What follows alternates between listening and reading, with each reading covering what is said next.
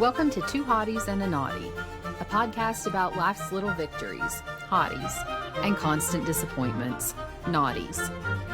Here are your hosts, Michael Beck, Hicks, and Dwight Slappe.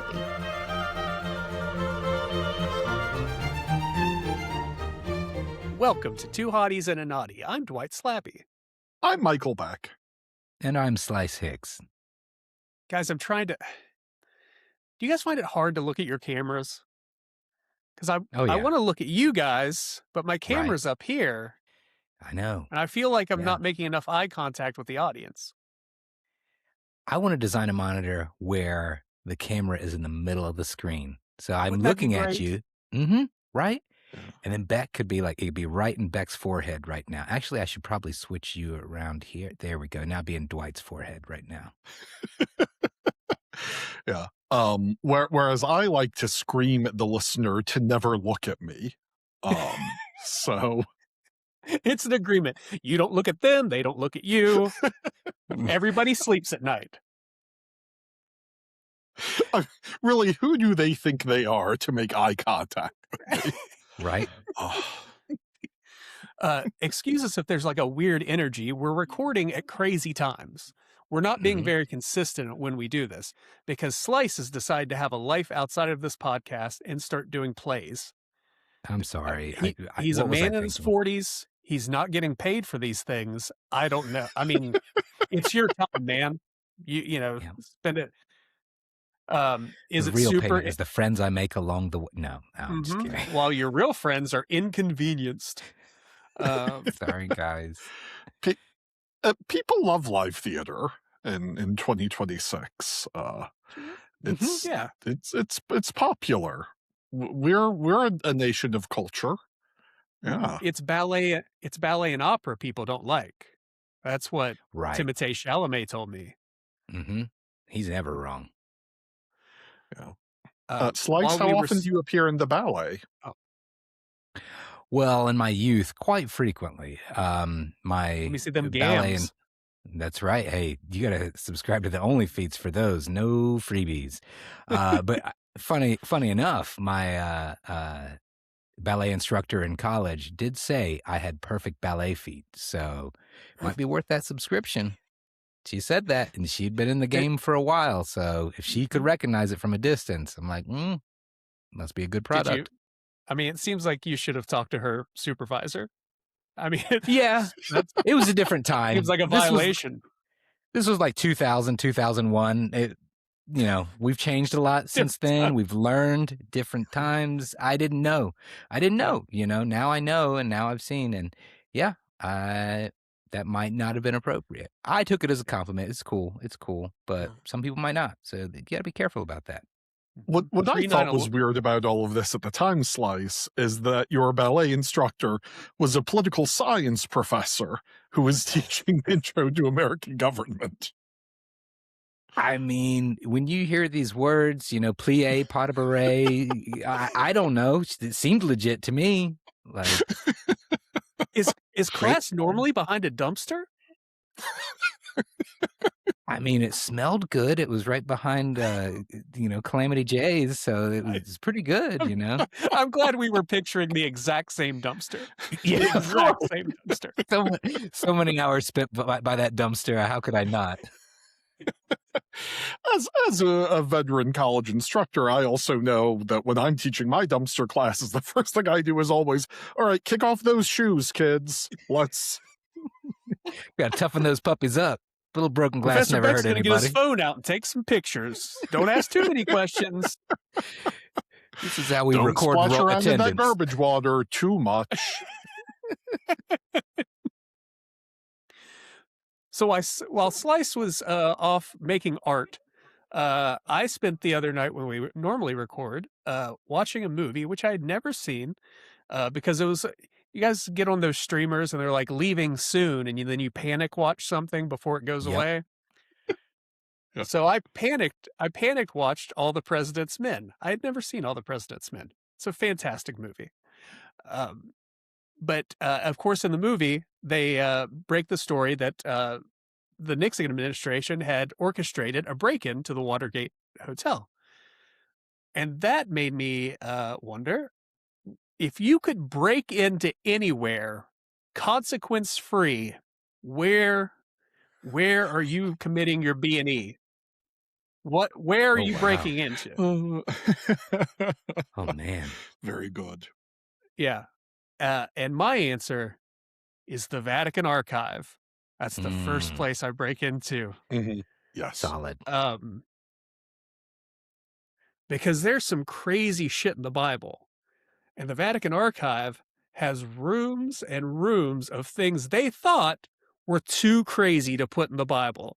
I want to get in those books. I want to get in the books where they talk about giants and angels having sex with people. And I want to get a hold of the chronovisor. Do you guys know about the chronovisor? No. There's a story that a priest developed a technology in the mid-20th century called the chronovisor, which is basically a TV that can look into the past. What? It uses residual energy, so you could look at things like the crucifixion live on a TV. Now, the Vatican has never confirmed that the chronovisor exists, if you can believe that. But after the rumors came out, they did make a statement that the church was against time travel. The church thinks that time travel is against the teachings of God. So maybe they doth protest too much, but I think the chronovisor is totally real. Oh, I think the chronovisor was in Mega Man 3. You had to get it from Vatican Man. When you defeated him, you got the chronovisor ability. And yeah. The Mega Man is based on a lot of apocryphal books that the Vatican just will not allow into public circulation. No. Yeah. Dwight, I also think you're leaving out all of the gifts and treasures that popes have accumulated over the years, like that awesome weird tiny crystal football that our Secretary of State Marco Rubio just gave the Pope a couple of days ago. It's the only thing I'm taking. I'm breaking into the Vatican and taking that. That's it. History's greatest heist. Have you seen the film of this exchange? No, I have not. The Pope, who is sort of notably not an American football fan, he's like a baseball and football guy. When Marco Rubio gives him this thing, and it's not like in any sort of container, it's just like, something he basically pulls out of his pocket. This is a total regift. And the Pope's response is something like, "Wow, okay." He could smell it. He's like, "You got this from like Florida State's head coach or something gave it to you, didn't he? And now I get it. Because the Bears, I get it. Yeah, Chicago. Whoo, cool." It took everything in Marco Rubio not to say, "Go long" to the Pope. Yeah.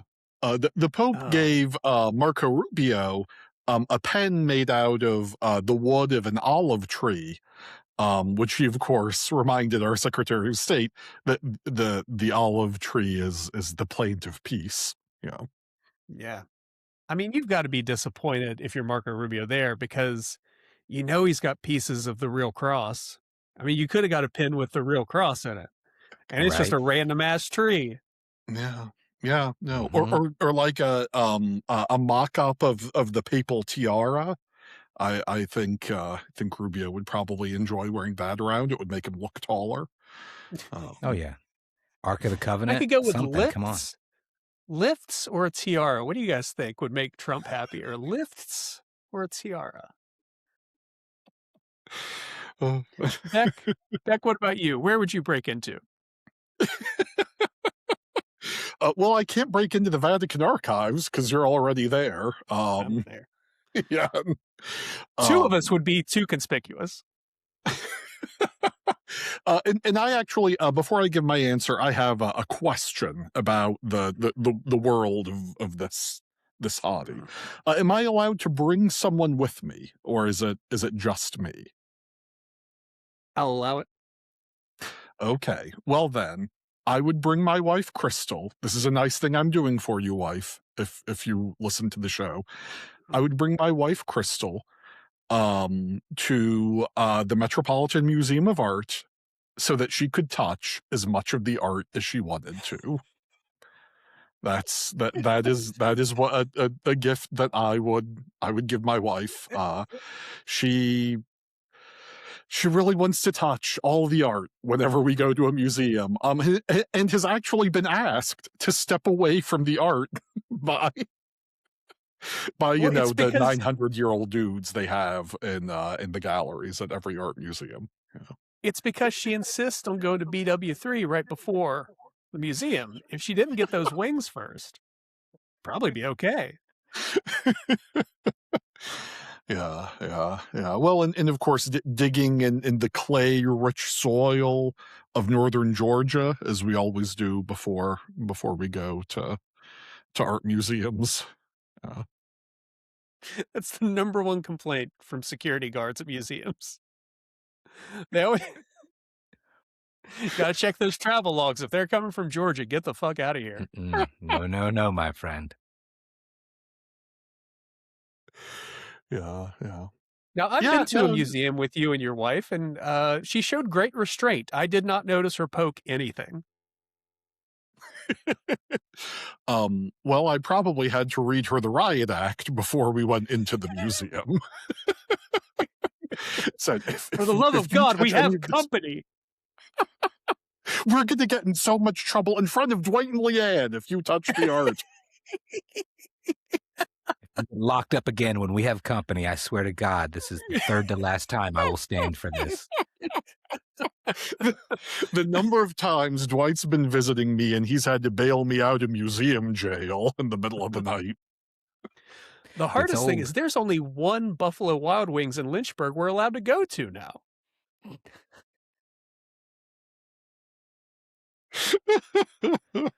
Slice, where would you break into? Oh, man. Okay, so like Beck, I've got to get some clarification here. And Beck, I just want to commend you. That was a very selfless thing of you to do. Essentially, you're doing this all for Crystal, because you can go in like a normal person and just observe the art from afar and, kind of compare it to all the thoughts of kale in your head and everything. And the big kale that's a callback. That's a callback. The big kale. Kale is nature's greatest artwork. Yes.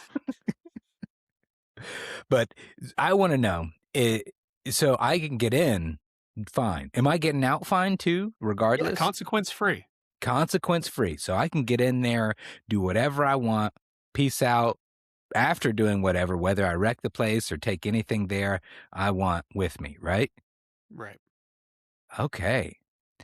Well, baby, I'm going to the Federal Reserve Bank, and I'm bringing a backpack, I'm bringing a wheelbarrow, I'm bringing it all, and I'm loading up. I know this is mundane, but times is tough, and gold's always going up in value. I'm getting all the bars I can.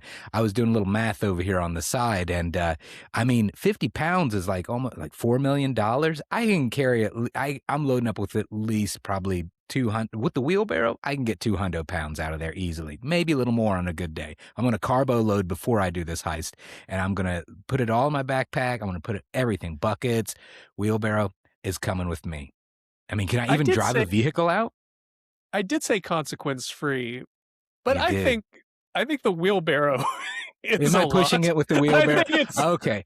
I mean, Beck got to bring a whole nother person. Beck got to bring a whole nother person. I'm just bringing a wheelbarrow. But okay, I get it. It'll be a big duffel bag. It'll be a big duffel, maybe a duffel bag with wheels. That's fine. Maybe ones like you see at the airport. Okay.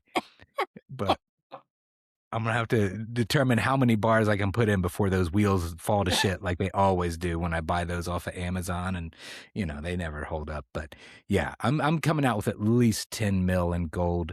I thought about some other things too, but like Area 51 and whatnot, but I feel like it would be a letdown. I don't know. I feel like it wouldn't live up to the hype. Like, I don't know. I'm just worried. I know the gold's there. I know I'm going to get out with some good stuff. I just don't want to roll the dice and be like, oh, this was so overhyped. This was all just clickbait, a story about Sentinel Island and everything. No, these guys are really chill. They're actually just watching football out here, hanging out. And no, this is just like being back home. No, give me the gold. I want the gold. So Slice, when you get the gold out of Mhm. the bank, Mm-hmm. what do you do with the gold? You'll have to great be able question. to launder it somehow, Oh, you right? I think? mean, I assume you can't just go to your local gold merchant and say, Oh, give me the dollar's worth of this wheelbarrow full, or excuse me, duffel bag on wheels full of gold. Thank you. Let's yeah. keep it in reality. Because everybody's all on the up and up. I might take a little hit. I might be like, all right, I'll take like a 10% discount on this gold, or I'll smelt it myself. So it's going to be I was going to say, you untraceable. got to melt it. You got to Yeah, melt I'm it. melting it. I'm melting it for sure. And then most of it, I'm just hanging on to. I'm just, I'm paying off the house. I'm laying low, putting the gold somewhere, burying it. I don't know. Maybe eventually I'm not going to be I'm going to quit my job, of course, and I'm just going to sit on it because gold price is always just going to go up. It might go up and down a little bit here and there, but long term, hold, and I'm set. It's just going to keep going up. We forget gold is the real, like the granddaddy Bitcoin, if you will. So tried and true. Well, Slice, my concern is that you've been watching Fox News at like 1 a.m. and have caught too many of the commercials. Let me ask you a question, Slice. You obviously like money, and you like gold. It's okay. I'm right? Going to do good with it. Yeah. Okay. So can I offer you a reverse mortgage? Done. Wait. Tell me more.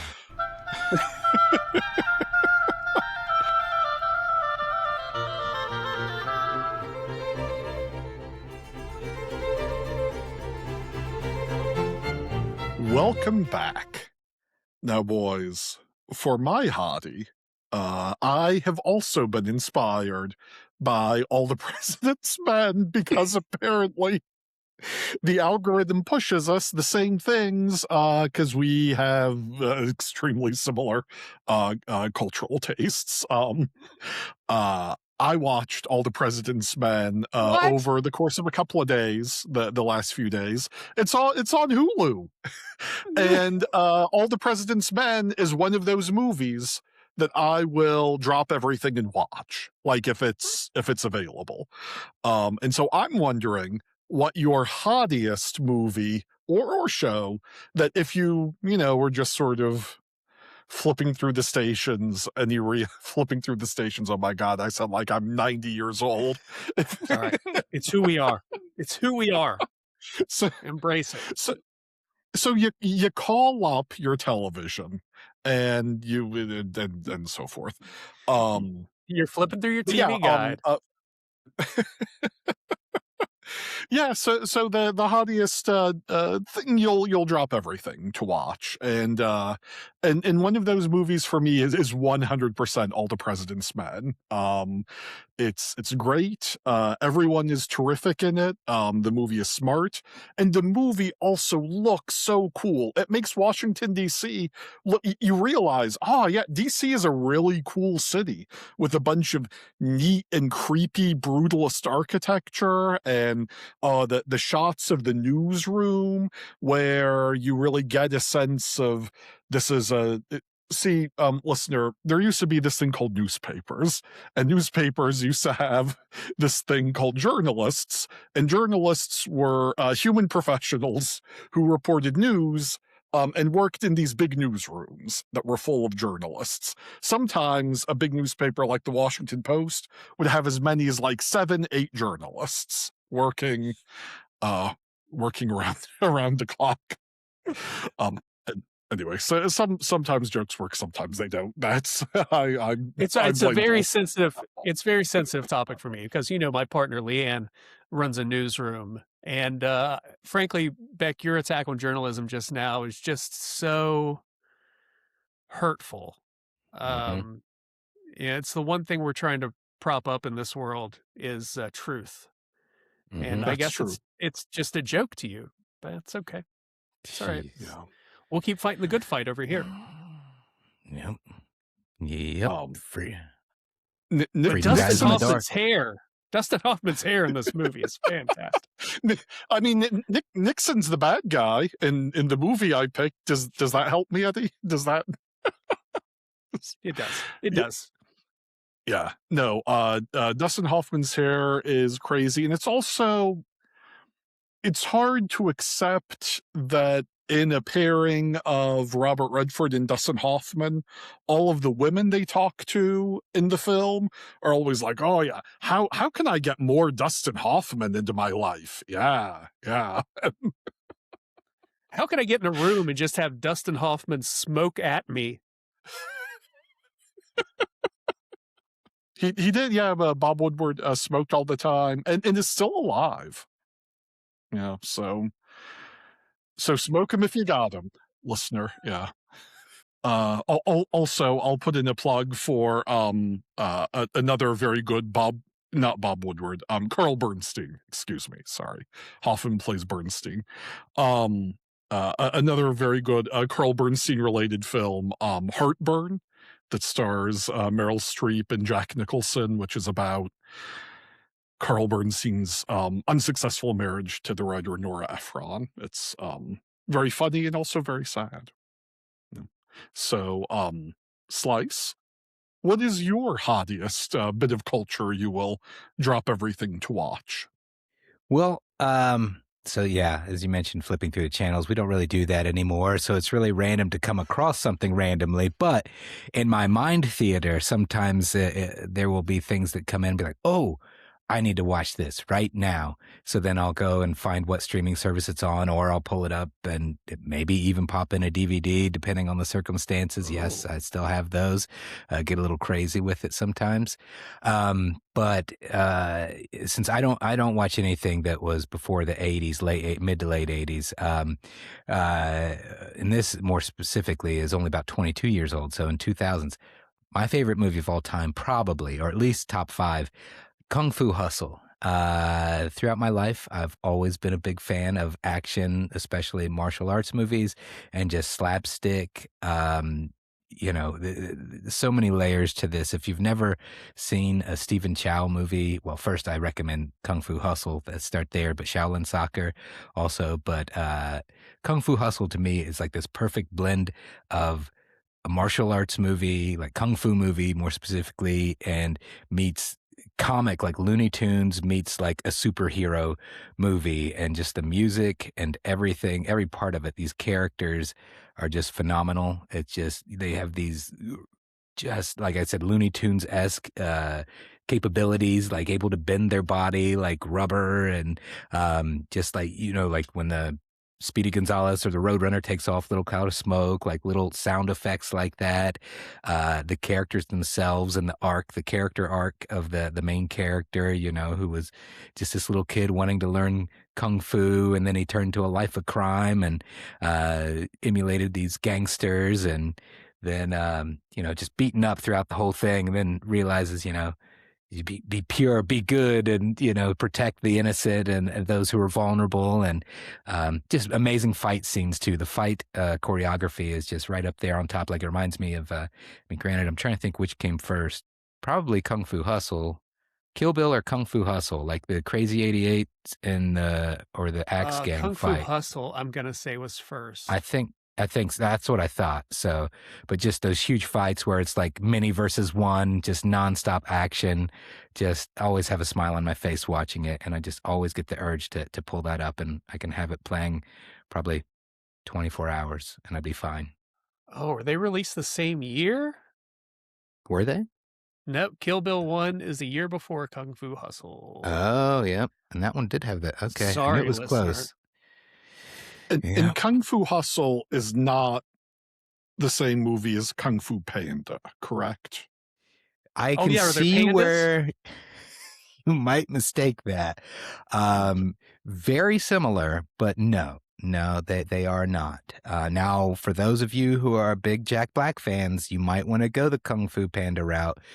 Me, myself, he fell off for me ever since the Minecraft movie, so I stick with Kung Fu Hustle. Which one is Carl Bernstein in? Kung Fu Panda. That's why Beck has the affinity towards Kung Fu Panda. I get it. He plays an emu. Yeah. A smoking emu. A Shaolin emu. Dwight, what is your... Oh, Coco has joined me. Oh, hi, Good Coco. girl. Okay. Dwight, what is your hottiest bit of culture you'll drop everything to watch? I have a lot because we have YouTube TV, so I still flip through channels. And I will say the more basic part of me, there are several Marvel movies I will stop on every time. Winter Soldier, Thor Ragnarok, most of the Avengers movies. But core Dwight, down where he lives, the answer I keep coming back to is The Hunt for Red October. Yes. Yeah. I will also watch that whenever it's on. Yeah. And it doesn't matter where it is. There's no, once Jack Ryan is in that situation room, telling all the big brass exactly what he thinks is happening with the Red October, and he sort of he oversteps his bounds a little bit, and James Earl Jones says, "I told you to speak your mind, Jack, but Jesus, after that we're gone. We're good." Any part of that movie, fan-fucking-tastic. Yeah. Are we on the Russian sub with Sean Connery and Sam Neill and Tim Curry? Are we on the American aircraft carrier with Fred Thompson and Alec Baldwin, and the butler from The Nanny weirdly is there? But he's great. He's great in it. Are we on the other Russian sub that's hunting the Red October with Stellan Skarsgård? We could be, and it's going to be great there. No matter what. Yeah. Oh, and I didn't even mention Scott Glenn. Fucking Scott Glenn. Oh, yeah, Scott Glenn. Yeah. This movie's downright perfect. And for all of our Star Trek fans, and I know there are so many of them, including Slice, if you hang on to the end, you discover Jack Ryan's wife is played by Gates McFadden, Beverly Crusher herself. It's crushing it. Yeah. Do you guys have a favorite part of The Hunt for Red October? And it can be Alec Baldwin's dreamy eyes if you really want it to be. Alec Baldwin is terrific in the movie. I really like the "Don't tell me you've lost another submarine" in the so good. at the end of the movie. Just spectacular. Yeah, from the diplomatic immunity guy from Lethal Weapon 2, I think. Yeah. I like the box. It was cool every time I was at the video store and I was looking to rent something. It looks really cool. I was like, Sean Connery's on the box, right? And I was like, that's a cool box. It's that guy giant rules. Sean Connery right on over a submarine. I think the reason that I was kind of put off by it was, if I remember correctly, there was a Nintendo game for The Hunt for Red October and it was absolute ass. And I hated it. It was too hard and it made me mad. And so then I was like, I don't want to see this stupid movie because the game sucked. And I know that with a cast like that, I know the movie's got to be good. So I will do my homework. Within the next 2 weeks, I will watch The Hunt for Red October. I promise, as long as it's on a streaming service that is included in what I have active. But yes, so I owe it to this cast. I owe it to you guys. But I refuse to play the game anymore. All right. So, I think that's your guys' homework. You have to find emulators and play the Nintendo game, The Hunt for Red October, and you have to play for at least as long as the movie is, and we'll call it even. Yeah, Dwight and I will not be doing that. No. Yeah, we won't do that. But if you can't find Hunt for Red October streaming, Beck and I will divvy out the parts and we'll hop back on a stream and we will act it out for you. Yes. Okay. Yes. I hope I can't find it. I'm going to say I hope it's not on a streaming service. One ping only. We cannot go to sea without a political officer, Slice. We can't do it. Can't do it. My Russian accent is great. My Scottish accent is great. You gotta have both. My Alec Baldwin voice, fantastic. How's that Tim Curry impression? Consistent. Yeah, let me try my favorite line of his in the movie. But Captain, okay, that was it. Yeah, it's not bad, not bad.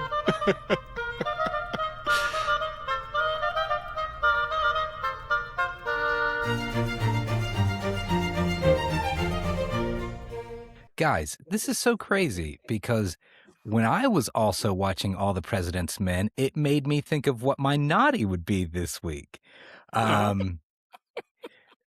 So by the time this episode releases, we're 2 days post Mother's Day. So just shout out to all you moms out there. Every mom out there, if you're a fur mom, a skin mom, a whatever, a grandmom, godmom, whatever. Just hope you had a great Mother's Day. Hope you got treated like the queen you are. And but some of those moms aren't so great. And for the moms that aren't great, I hope you didn't have such a great day. I'm not wishing ill upon you, but if you've been a pretty crappy mom, maybe you didn't deserve it this year. But there's always next year. Turn it around. But guys, on that subject, I'm going to say, who's your naughtiest mom? This can be someone, book, literature, television, music, maybe.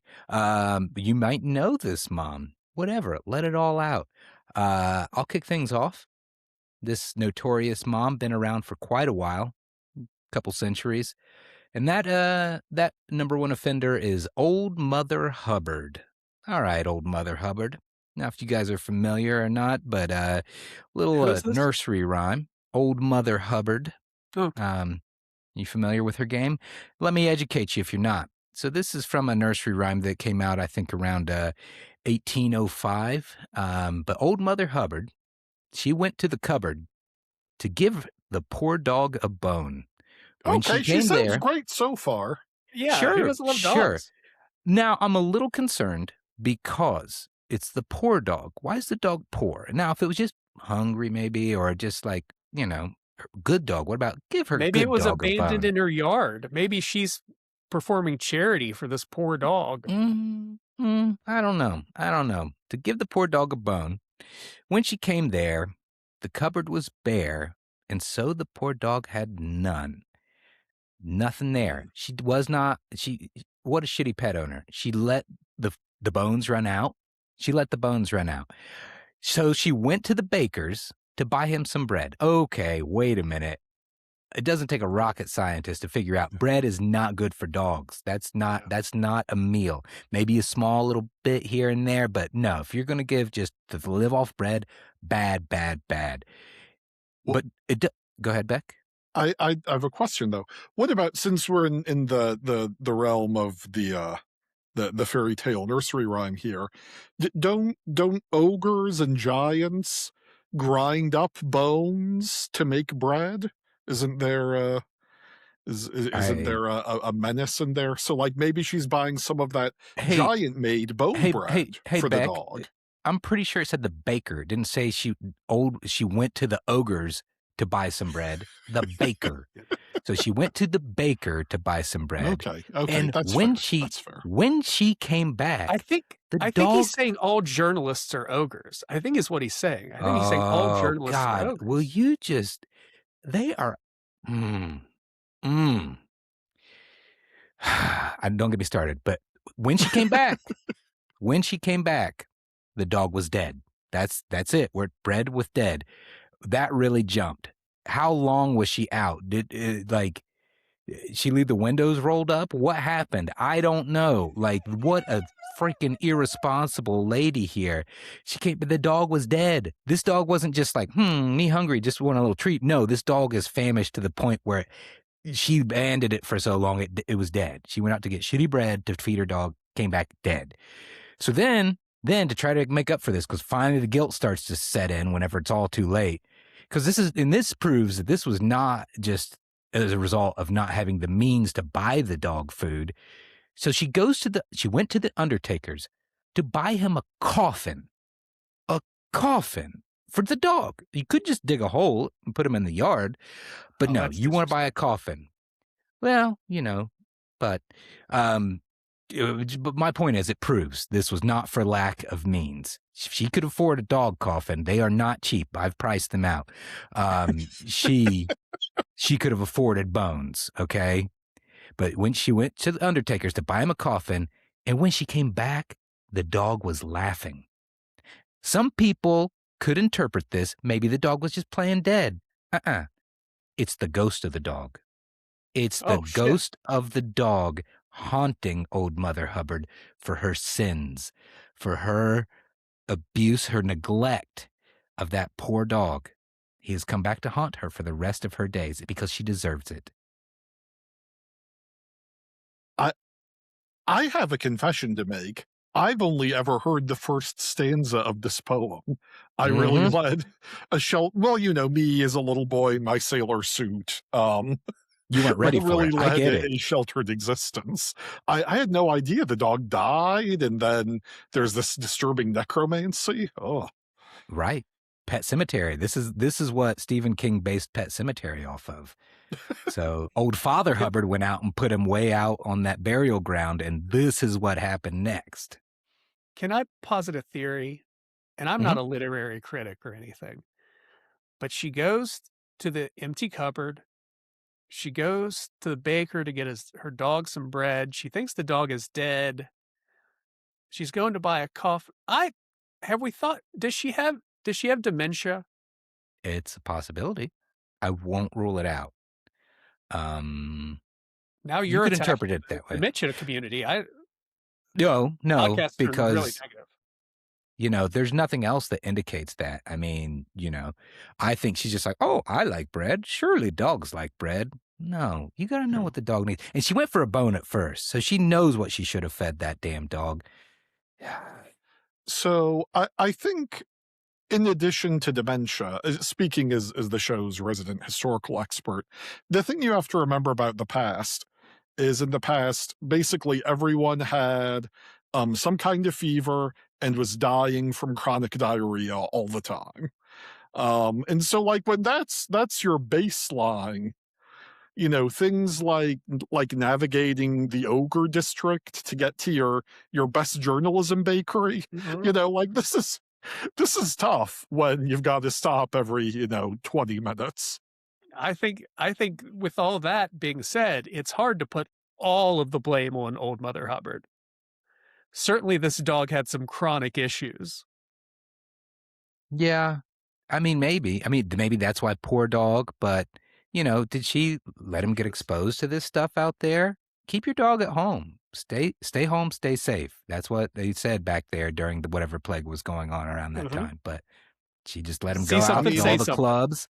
Exactly. Yeah, and if you go back and talk to your trusted local dog catcher, they'll tell you that Hubbard dog, that dog was no angel. Right. And not up to date on vaccines. I mean, that's further neglect, Mother Hubbard. When she adopted that dog had to go door to door telling all the neighbors that they had moved into that neighborhood. Yeah. Well, I mean, I agree with you. I agree with you, Slice. She could have done better. She could have. I mean, maybe, you know what? He was no angel, but he's also a product of his rearing. So I'm just going to leave it at that. Such a bad mom. Naughty mom. The naughtiest. But Dwight, you can try, but I don't think you're going to find a naughtier one. I really hit a brick wall here trying to come up with a naughty mom. So I Googled naughty moms. And you're welcome. I can't. There are a lot of them online. There are a lot of not, and I don't know if it fits the category. It seems like a lot of these are stepmoms. Yeah. Does that fit? You said all moms. Sure. I'm finding moms. A lot stepmoms of are welcome. Like really naughty stepmoms online. Yeah. And I would say a lot of these relationships I'm seeing are inappropriate. Yeah. That's not good momming. But these kids today, everything is content. So every weekend they're home from college, they're just filming themselves constantly. And of course they're going to catch these stepmoms doing something naughty. But I don't want to harp on these ladies. I mean, I'm not going to kink shame anybody. Um, if if I had to have another answer, it would be Livia Soprano from The Sopranos. Oh yeah. The terrible, terrible mother. Yeah. Nothing Tony ever does good enough for her. On a couple of occasions, she tries to get Tony whacked. And then later, she shows up as a CGI monster, which is the worst thing she ever did. Yeah. Oh, that episode is unwatchable now. Yeah, it's terrible. That's more horrifying than the dead dog laughing. Yeah, I will take a ghost dog over that Livia Soprano CGI. I'll give you that. Yeah. I will not dispute that. That Nancy Marchand CGI scene, it's so unnecessary. They could have just she died, because people die in real life at unexpected and inconvenient times. You don't have to wrap it up. I watched it for the first time like 2 years ago. And it I didn't know it was coming. I knew the actress died during the filming, but I thought surely they'll find a way around it. And no, it just smacks you right in the face with, "You're having such a good time. Not anymore. Good luck sleeping tonight. This is haunting your nightmares." Yeah. Oh, Livia is such a great evil character, though. Yeah. Yeah, that's solid. That is right up there with old Mother Hubbard. I'll give you that. And, if from my two options here, I think I'd rather hang out with the stepmoms than Livia. Yeah. Oh, yeah. None of them are CGI. Right? One of my favorite recurring bits of Livia Soprano is when she likes to bring up, and in the city they're just throwing infants out of skyscraper windows. And this is something that she says so regularly that like other characters will say, "Ma, enough with the babies out of the windows." Well, Beck, you've got some stiff competition, but lay it on us. Who's your naughtiest mama? Especially after I looked at all those stepmoms.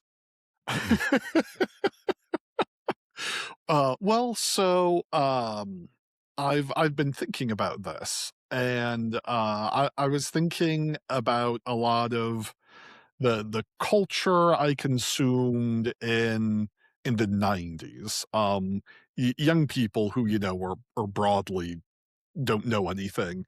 And they really have this nostalgia right now for the 90s and sort of imagining it as, oh, this was a time of prosperity and goodness. The 90s was all fucked up. Like God knows we have our problems now, but the 90s were all fucked up. And one of the 1,000 ways in which it was fucked up that I hadn't really thought about until this little mom project, was thinking through how much television in the 90s just had this mom who was clearly the product of just this misogynist writer's room that all hated women and their own mothers. And and any very popular sitcom in the 90s, like Home Improvement, the mom is a monster who's always like thwarting the plans of her sons or her husband. And also the mom isn't funny on a sitcom. Like the mom always has to be, the straight man in any of the comedic exchanges. Malcolm in the Middle, the same way. The mom is just this unfunny Harridan who, like, clearly in real life, this woman would be incredibly sympathetic, because these women are married to buffoons, and their children are getting into new scrapes every week. But like we as the viewer are really aligned to go, oh yeah, this awful woman, am I right? Yeah. And really the one sitcom I could think of in the 90s that had a mom who was loving and intelligent and witty was Frasier, and that mom was dead and never in the show. Because Frasier and Niles' mom died years ago. And like that. Slice, Yeah, you knew and, if he could work Frasier into it, he was going to do it. Somehow, knew he was some gonna work way. it in there. Yep. Yeah. And my audio was all messed up again. I cannot hear what you're saying. Oh, we're making fun of you for going to Frasier again. Of all the sitcoms you could possibly. Is there Pull anything you from. want to say to It's- Beck right now since he can't hear us? I'm gonna go and try to come back. Can I do that? Or will it Oh mess yeah, you can things up? try it. Sure, go for it. God, what a dork. He's just, God, fix your audio issues, nerd. So hateful too. It's all the ghosts of 90s TV moms haunting his audio equipment for, Did he not watch talking Roseanne? about- Right? Exactly. That's what I was going to say is like, come on. Roseanne was like the mom of the 90s. Like I wished Roseanne was my mom. I mean, my mom kind of was like Roseanne, so it was cool. Okay. Oh, there he is. Do you think we should I stop the recording and hit record again? Splice him Because I back don't know in. how it's going to deal with I him mean- coming back in. Oh, yeah, might as well be safe and we can just tell Sullivan. Oh, thank God you're back. Oof. And we're back. Yeah. We didn't say anything about you while you were gone. Don't worry about it. No, not at all. Not at all. We Oh, good. just how Thank much we you. missed you. Yeah, we're very Yeah. supportive. Yeah. And you didn't make any fun or amusing comments about my selection of the moms of 90s sitcoms. No, we Oh, thought it no. was really inspired is what I think Slice used the word inspired. Yes. That it was nail on the head that really there was no TV moms in the 90s who really proved you wrong or anything, They were all just the same. Mm-hmm. We actually talked about deleting our answers to this prompt and maybe just running yours. We were just going to pick like random, moms of the 90s because you won this round. I hope you're happy. Yeah. Well, the good news is my audio is fucking up again, so Hey, I'm just going to nod politely while you guys, I don't know, sing songs, make amusing observations. What do we do on the show? I think this is our best episode yet. yeah. This is thanks to you guys and all the money you've donated so far. We've been able to upgrade Beck's internet to 28.8K on his AOL account, and it's hopefully he'll mail. have some more. He'll have another free disc come next week, and we can record again. Mm-hmm. Now I could make out you referred to me having an AOL account. We all know I'm a CompuServe guy all the way, obviously. So if you could visit Beck's website on GeoCities at asktheascot.com, you...